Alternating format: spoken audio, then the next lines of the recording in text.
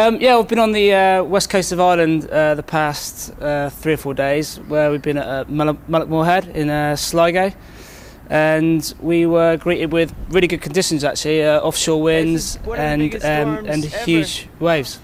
We can't guarantee that the person on the surfboard right now is you, but it probably could be. What was it like out there? It must have been freezing.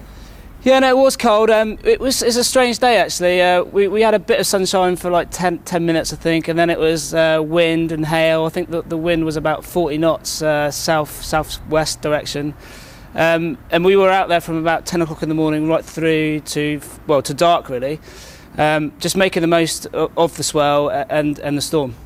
Yeah, I mean, I think these waves are about 50 to 60 foot high. Is that about right? I mean, does it even matter the cold when you're grappling with a wave that big? No, your adrenaline's pumping all day. That's sort of keeping you warm. And like the wetsuit technology's come along so much in the last few years, so we're actually quite prepared for the cold. But yeah, you just want to make the most of these sort of waves when they're this good.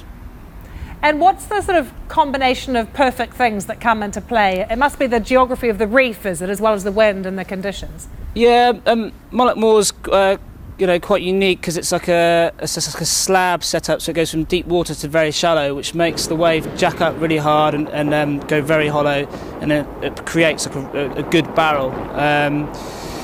It's dangerous. It's quite shallow, and this particular reef holds ginormous waves. So we're definitely watching you now, Andy, inside the barrel, I think you just called it. Can you just tell me, what is that like?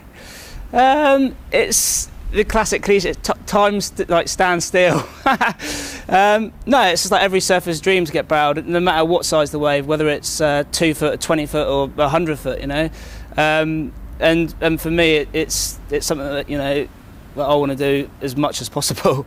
So how noisy is it? It's actually really quiet. It's just outside. When you come out the barrel, that's when the noise is. In the barrel is just it's a unique experience, and it's an undescribable sound. And how fast are you going? On waves like Mullockmore, probably like 20 miles an hour, 25 miles an hour. I'll probably get someone telling me I'm wrong now, but yeah, I reckon about 25 miles an hour. And is it quite something to be able to sell, you know, your own country, as it were, or the UK as a place for surfers to come? Because we do think of Portugal, and then we think of warmer places like Hawaii.